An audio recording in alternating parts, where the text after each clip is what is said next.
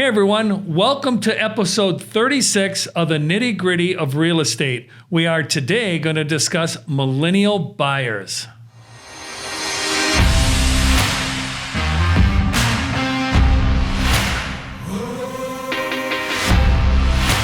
Welcome everyone, Tom Krieger here with the Tom J. Krieger team over at Keller Williams. I am joined today again with Sienna from Guild Mortgage, and we are going to discuss today millennial buyers. So welcome, Sienna, for being here. Thank you. I appreciate it. Absolutely. So some of the things I want to get into are going to be like interest rates, what happens if you can't pay, misconceptions out there by the millennials. So let's get into it, okay? Yeah, you got it. All right. So Sienna, first of all, right now, it's kind of weird because we're seeing the 10-year bond. It's going up and it's going down. And it's going up and it's going down. And like myself, sometimes I get kind of weirded out. It's like, well, if the bond goes down, do the rates go up? Or if the bond goes up, do the rates go down? Can you speak to that a little bit, first of all, about interest rates, what's happening in the marketplace right now? And then put on your crystal ball and say what might happen in the next 3 to 6 months. Sure. Everybody, again, none of this is guaranteed. It's just years of experience. So let's go to it. Lots of experts that go into telling us all this information. Yeah. So interest rates, you're right, they go up and down. As the bond goes up, the rates go down. As the bond goes down, the rates go up. So basically what that means is the more money that's in those bonds, the better the interest rates are. When there's less money there, then the interest rates go up. Interest rates are all over the place. You know, they're going to continue probably to keep going up. Right now, they're still great. I mean, interest rates are phenomenal. Like who can get, and when did we ever imagine being able to buy a house with a under 4%, under 8% interest rate, right? And so it's amazing. Times right now, it's a great time to buy. Like if you're interested in buying a house, definitely get it while the interest rates are low. Okay. So just to reiterate what you said, I remember when I first got into real estate back in the 70s, I had an 18% mortgage. That was insane, although it's the only way we could get a house, right? What else are you going to do? Yeah, exactly. So fortunately, I believe personally, the Fed is kind of controlling that right now. For sure. I do believe we're going to see inflation coming up in the next 3 to 6 months. And I do believe that's going to affect the interest rates and it's going to affect the bond prices too. For sure. And so what happens when an interest goes up in a marketplace, like, so what you do is you lend money out. Just like a bank sells potatoes, you sell money and there's a cost to acquire that money. Mm-hmm. That's an interest rate. Yep. So in the marketplace, when the interest rates goes up, how does that adversely affect the affordability for, let's say, a first-time home buyer? Well, it definitely changes because the principal and interest part of your payment will change. So if interest rates are higher, then what you qualify for could potentially be less because that payment's going to be more. So with the way the market is right now, it was really interesting when this first happened, when interest rates first dropped. We had a whole bunch of borrowers. We were going back through our clients and like, okay, well, this one, now you qualify or now you qualify for more. And then the same thing happened when they went back up. We had to go back and readjust what borrowers were qualifying for. So with some first-time home buyers, with lower income families, with tighter, debt to income ratios, it definitely, when we're close like that, the rates adjusting does have a big impact on what they can afford. So it's definitely about like acting at the right time or revisiting it with your loan officer before you're actually placing an offer if things have changed, because they can change by the minute. So would you say that not only is it the buyer's responsibility to check in with the lender, also the real estate agents who's representing the buyer's responsibility too, and the lender to check in with their clients as well. So all the professionals should be in communication with the client who isn't a professional, right? Exactly. Okay. So is there a rule of thumb, like if interest rates go from 4% to 5%, how does that adversely affect the percentage of the money a borrower could borrow? That's a good question. I would have to probably plug that in and really figure that out. Like I haven't looked into those numbers. But I would think it's significant, though. It's 4 to 5, a whole percentage rate can be pretty significant. Yeah. But a lot of it's not really a rule of thumb, I think, that you can put on that, because depending on the amount that's being borrowed, that 1% makes a bigger difference. Okay. So if your loan amount's smaller, that 1% may not be as dramatic as if it was at 400, 500,000. Right. That's going to be a significant difference in qualifying. Okay, excellent. So if I'm buying a house, or I'm thinking about buying a house and I've never bought a house before, what's one of the things that I should be constantly watching as a buyer when it comes to interest rates? What should I be watching?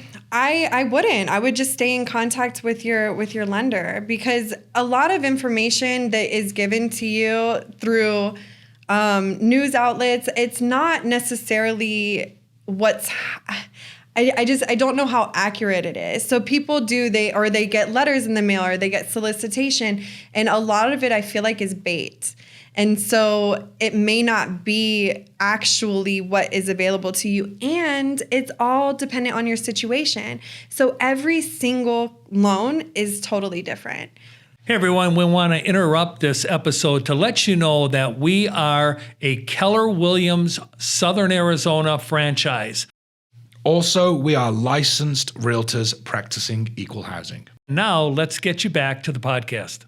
So would you say that there's a little bit of fake news out there? A lot of it. Okay. A lot of it. So the key really is to stay in touch with your loan officer, For right? sure. Develop a great relationship with your loan officer. And again, we're talking about millennial people who have not purchased a house, first-time home buyer that are in the millennial end of their life cycle, if you will.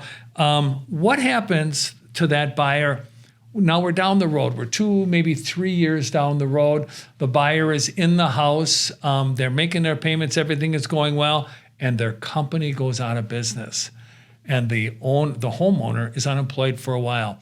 And they can't make their payments. What happens then?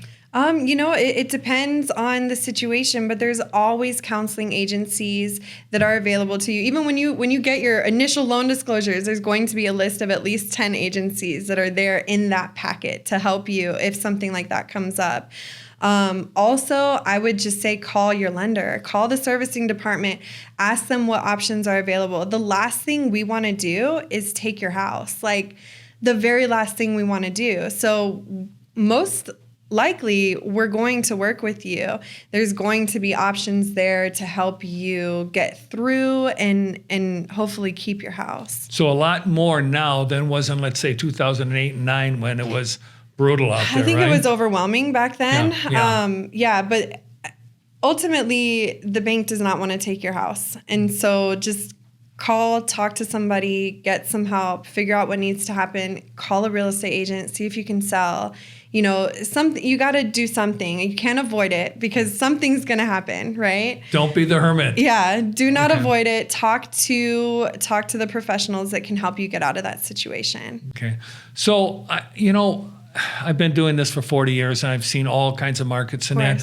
One of the things I try to advise my buyers now that I work with is if you're unsure about your employment, if you're not sure that you're going to be in there for 5 to 8 years, don't come and buying a house with like 3% down or maybe a no money down type of loan, because if you have to turn around and sell that house a year from now, if you've lost your job, there's not going to be any money into it. You're going to end up probably giving it back to the bank, or worse, come to closing with money. Mm-hmm. So I'm trying to educate my buyers, and I'm sure you are too. If you're unsure about your employment long term, maybe you want to come to closing with a little bit more money, have that equity position in there, and then as the house grows in equity, you've got a really good condition.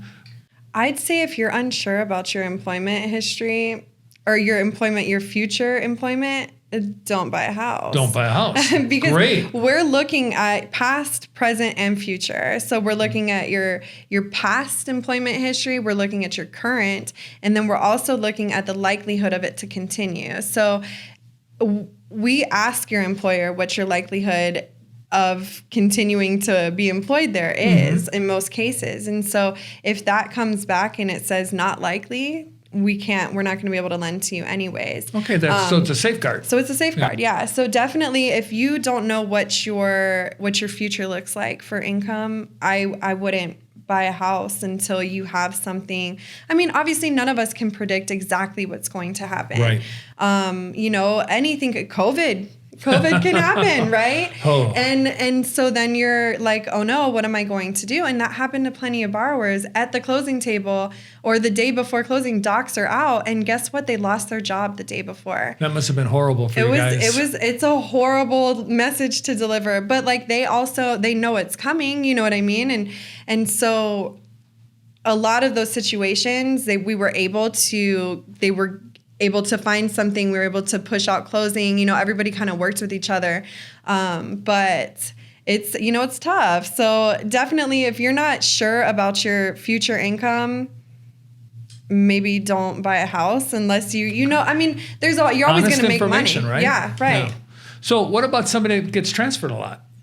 I mean, if you're transferred a lot, then you mean like within the same company? Yeah. So let's say you're in military. You're Yeah. here for a year and a half, and you're buying a house, and you are, let's say, coming in with no money down. Yeah. And then you have to turn around and sell it like in next year.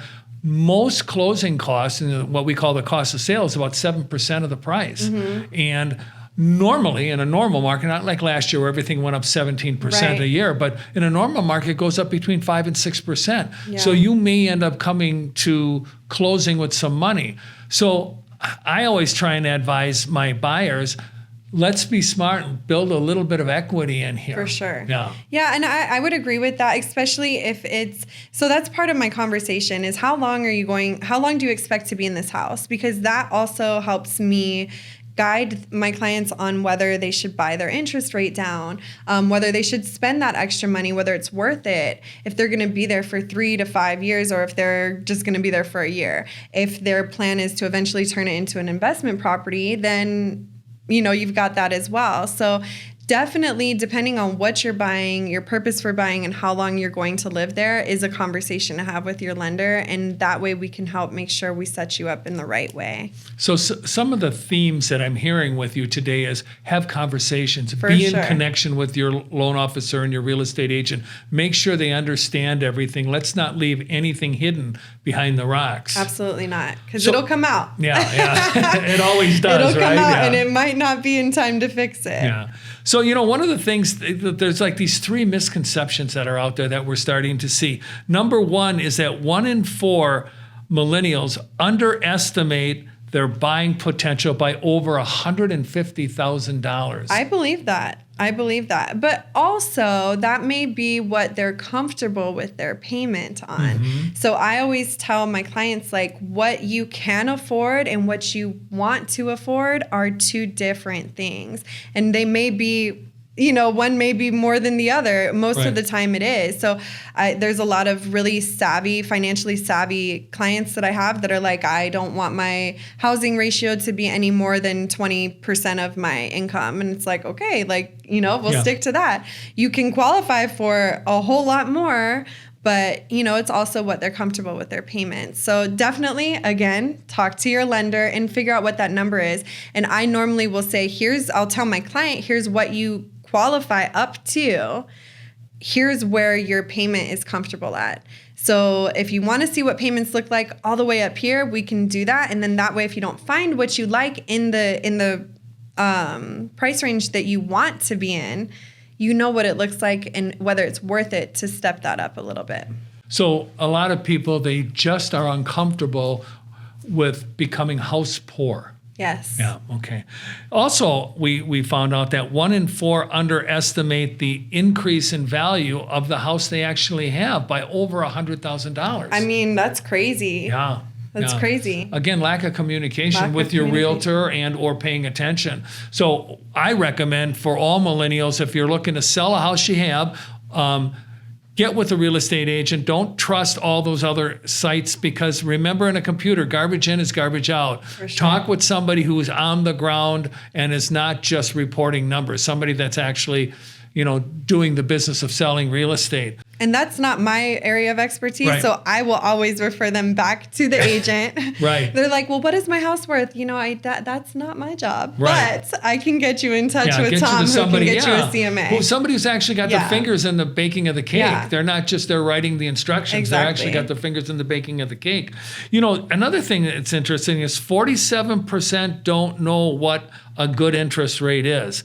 I grew up, like I said earlier in the podcast here, 18% is what I paid for an interest that was rate when I bought probably my good. first. Yeah, at that time I was grateful to get Yeah. that interest rate.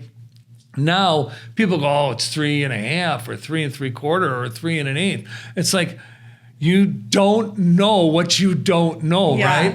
Yeah. Exactly. And it's true, and it's all relative. It's relative to where we're at, what's going on in the market, what's going on in the world. Everything is relative. So whatever it is, your situation, you're probably going to get a good interest rate. It wouldn't make sense for lenders to be able to offer some crazy low interest rate without everybody else having to kind of come on board with that. Right. So across the board, especially I think locally in regions, it's pretty competitive amongst lenders, even with fees and things like that, because we have to stay somewhat aligned. Yeah, well, the internet allows us to, comparison shop, right? Right. All right. Well, everyone, we've come to the end of our podcast. Thank you again, Sienna, for being here. Next week in our next podcast, stay here because we are going to talk about the ever elusive credit score. Yay. Until then, America, stay safe. Hey, thank you for listening and watching the Nitty Gritty podcast here with the Tom J. Krieger team. If you are thinking about buying a home, selling a home, or even investing in real estate, please reach out to us. We are local here in Tucson, Arizona, but we are also connected to over 4,000 agents across the US. So again, looking to buy, sell, or invest in your hometown, reach out to us and let us connect you.